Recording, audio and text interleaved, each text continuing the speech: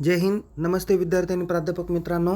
Mister Akshay Bale SPPU exam update या YouTube चॅनलमध्ये आपणा सर्वजणांचं स्वागत आहे. आत्ताच्या व्हिडिओमध्ये आपण joint CSIR UGC NET exam June 2024च्या पब्लिक नोटिफिकेशनबाबत आपण माहिती घेणार आहोत. यामध्ये आपल्याला जी काही CSIR अंतर्गत UGC नेट एक्झाम कंडक्ट केली जाते, तर याच्या परीक्षेचा फॉर्म आपण कधीपर्यंत भरू शकतो, फी किती आहे, स्कीम ऑफ मार्किंग कशा पद्धतीने आहे, सब्जेक्ट्स कोणकोणते असतात, एक्झाम मोड कोणता आहे आणि एक्झामचा डेट काय आहे आणि बाकी काही महत्त्वाची माहिती आपण या व्हिडिओमध्ये घेणार आहोत. त्यामुळे या व्हिडिओ शेवटपर्यंत बघा. आवडल्यास या व्हिडिओला लाईक करा, शेअर करा. अधिक माहितीसाठी आपण आपल्या यूट्यूब चॅनलला सबस्क्राईब करायला विसरू नका. तसेच परीक्षेबाबत अद्ययावत माहितीसाठी आपण आपल्या टेलिग्राम चॅनलमध्ये सहभागी होऊ शकता. लिंक डिस्क्रिप्शन बॉक्समध्ये देण्यात आलेली आहे. तुमच्या मनामध्ये या परीक्षेसंदर्भात काही महत्त्वाच्या नोटीस असतील किंवा काही महत्त्वाची इन्फॉर्मेशन पाहिजे नसेल तर चॅट बॉक्समध्ये तुम्ही माहिती विचारू शकता. तुमच्या प्रश्नाचं उत्तर दिलं जाईल. चला तर मग सुरुवात करूया की ह्या पब्लिक नोटिफिकेशनबाबत. बघा विद्यार्थी मित्रांनो, इथे तुम्हाला पब्लिक नोटीस नॅशनल टेस्टिंग एजन्सीद्वारे जारी करून देण्यात आलेली, ज्यामध्ये त्यांनी सांगितलेलं आहे की joint CSIR UGC NET examination June 2024. बघा विद्यार्थी मित्रांनो, या अगोदर 15 दिवसापूर्वी UGC NTA नेट एक्झामचं परिपत्रक जाहीर झालेलं होतं.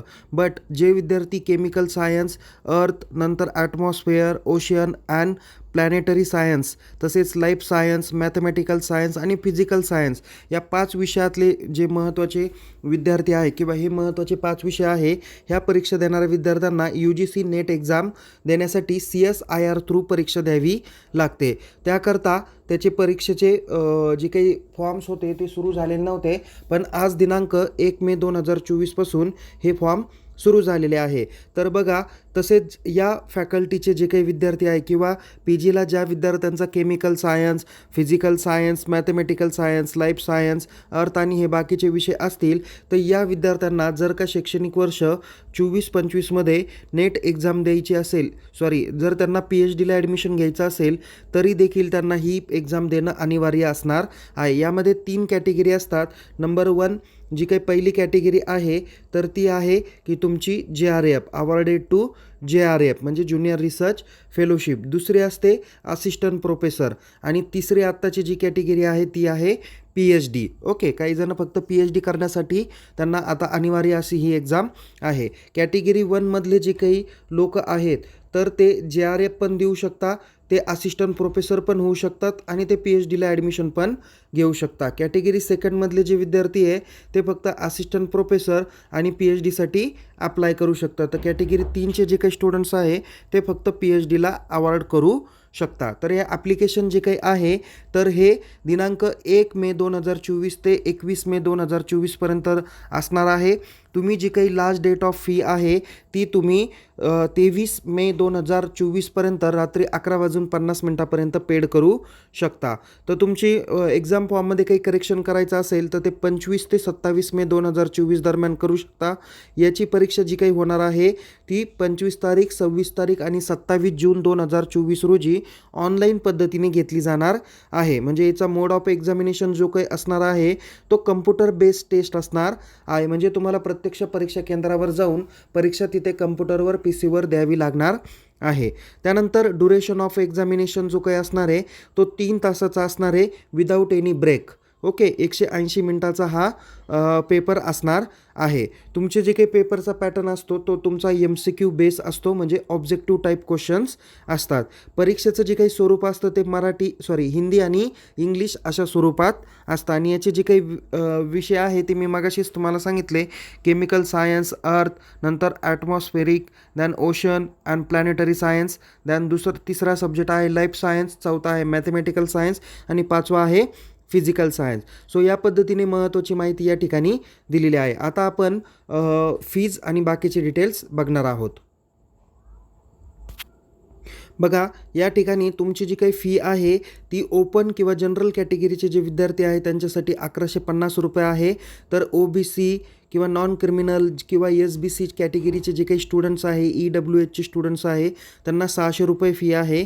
तर जे विद्यार्थी SC ST NT-PWD किंवा थर्ड जेंडर आहे त्यांच्यासाठी 325 रुपये फी असणार आहे. ओके. सो विद्यार्थी मित्रांनो, इथे मी तुम्हाला फीच्या बाबतीतही माहिती दिलेली आहे. जसं मगाशी मी कॅटेगरी तुम्हाला 3 पद्धतीने सांगितले आहे, ती या ठिकाणी सुद्धा तुम्हाला परिपत्रकात दाखवलेली आहेत.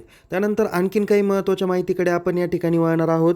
जे विद्यार्थी PGच्या लास्ट इयरला आहे ते विद्यार्थी इलिजिबल राहणार आहे. आणि याच्यामध्ये जी काही एज लिमिट आहे ते फक्त JRFसाठी कोणतं आहे, तर JRFसाठी जी काही ओपन कॅटेगरीचे विद्यार्थी आहे यांच्यासाठी 30 इयरचं एज आहे. आणि जे विद्यार्थी OBC NCL या कॅटेगरीचे विद्यार्थी आहे त्यांना 5 वर्ष एक्सटेन्शन असतं, म्हणजेच 35व्या वयापर्यंत ते ही परीक्षा देऊ शकता.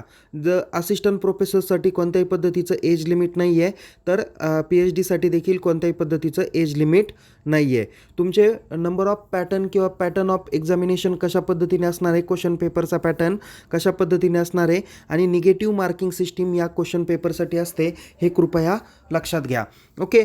बघा, टोटल तुम्हाला किती प्रश्न विचारले जाणार आहे प्रत्येक प्रश्नपत्रिकेमध्ये? 75 प्रश्न टोटल. तसे पाहायला गेले तर 120 प्रश्न आहे, काही ठिकाणी 150 आहे, काही ठिकाणी 145 आहे, काही ठिकाणी 120 आहे, तर काही ठिकाणी फक्त 75 प्रश्न विचारले जाणार आहेत.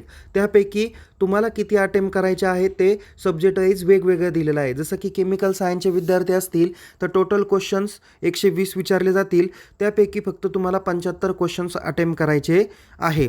आणि यामध्ये तुम्हाला जसं पार्ट एमध्ये प्रत्येक प्रश्नाला 2 मार्क आहे, पार्ट बीमध्ये प्रत्येक प्रश्नाला 2 मार्क आहे, तर पार्ट सीमध्ये प्रत्येक प्रश्नाला 4 मार्क आहेत. ओके.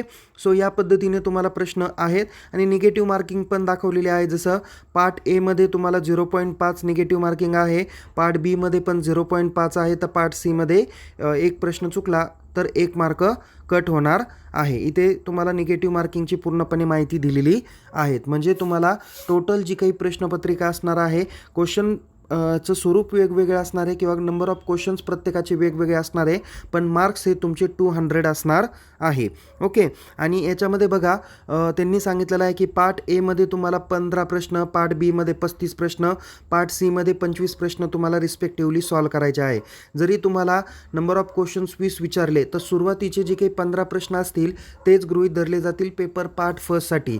जसं केमिकल सायन्स या विषयासाठी मी तुम्हाला सांगतोय, तर पार्ट बीमध्ये तुम्हाला 35 प्रश्नच हे कन्सिडर केले जातील, तर पार्ट सीमध्ये कोणतेही 25 प्रश्नच तुमचे कन्सिडर केले जाणार आहे. इथे डिटेल डिस्क्रिप्शन तुम्हाला या ठिकाणी दाखवलेले आहेतच. ओके. याच्याशिवाय तुम्हाला इथे सब्जेक्टचे कोड दाखवलेले आहे. जसं 701 केमिकल सायन्स आहे, 702 अर्थ atmospheric ocean and planetary science आहे, 703 लाईफ सायन्स आहे, 704 मॅथमॅटिकल सायन्स आहे, 705 फिजिकल सायन्सच्या बाबतीत आहे. फिजिकल डिसॅबिलिटी स्टुडंटच्या बाबतीत काही वेगळी प्रोसिजर आहे. तुम्ही हे परिपत्रक काळजीपूर्वक बघितलं तर इथे तुम्हाला त्याची माहिती भेटून जाईल. ही परीक्षा जी काही असणार आहे तर ती जवळजवळ महाराष्ट्रातच नव्हे तर संपूर्ण भारतभर ही परीक्षा कंडक्ट केली जाते. ती ऑनलाईन स्वरूपात कंडक्ट केली जाते आणि यामध्ये जवळजवळ 225पेक्षा जास्त परीक्षा केंद्रांवरती ही परीक्षा घेतली जाते किंवा एरिया रिजन असतो त्या एरिया वाईज घेतली जाते. आपण जर का महाराष्ट्राचा विचार केला तर महाराष्ट्रामध्ये नगर, अकोला, अमरावती, औरंगाबाद ज्याला आपण छत्रपती संभाजीनगर म्हणतो, नंतर चंद्रपूर, धुळे, जळगाव, कोल्हापूर, लातूर, मुंबई, नवी मुंबई, त्याच्यानंतर नागपूर, नांदेड, नाशिक, पुणे, रायगड, रत्नागिरी, सांगली, सातारा, सोलापूर, ठाणे, वर्धा आणि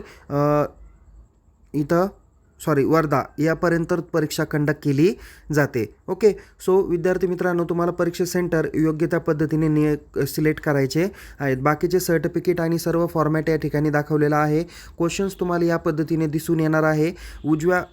डाव्या बाजूला तुम्हाला क्वेश्चन्स वगैरे दिसून येईल. वरच्या टॉप लेवलला तुमची इन्फॉर्मेशन दिसून येते आणि तुम्हाला क्वेश्चन असेल, 4 पर्याय असतील, 1 पर्यायावर टिक करून तुम्हाला पुढे नेक्स्टला जायचं आहे. आणि उजव्या बाजूला तुम्हाला क्वेश्चन नंबर 1 ते जे काही रिक्वायर प्रश्न दिलेले असतील, जसं 120 म्हणूया, तर ते प्रश्न तुम्हाला उजव्या साईडला दिलेले असतील. तुम्ही कोणत्याही प्रश्नावर जाऊन तो प्रश्न सॉल्व करू शकता.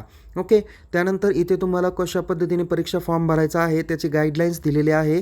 त्या पद्धतीने तुम्ही परीक्षा फॉर्म हा भरू शकता आणि दिलेल्या मुदतीत परीक्षा फॉर्म भरून त्याची प्रिंटआउट काढून ठेवा. तिथे तुम्हाला तुमचा ॲप्लिकेशन नंबर भेटणार आहे. ओके. तुमचे इथं शिफ्ट वगैरे जे काही आहे ते पर्टिक्युलर सांगितली जाईल. शिफ्ट जे काही असणार आहे ती तुमची फर्स्ट, सेकंड, थर्ड या पद्धतीने असणार आहे. जिथे तुम्हाला 3 दिवसामध्ये परीक्षा कंडक्ट केली जाईल.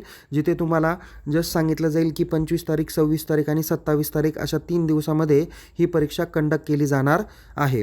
ओके. सो हे परिपत्रक काळजीपूर्वक बघा. याची जी काही माहिती आहे ती आपण आपल्या टेलिग्राम चॅनलमध्ये दिलेलीच आहे. तर विद्यार्थी मित्रांनो, पुन्हा भेटूया एका नवीन विषयासह, नवीन व्हिडिओसह. तोपर्यंत तुम्हाला येणाऱ्या परीक्षेसाठी खूप खूप शुभेच्छा. Take care. जय हिंद. धन्यवाद.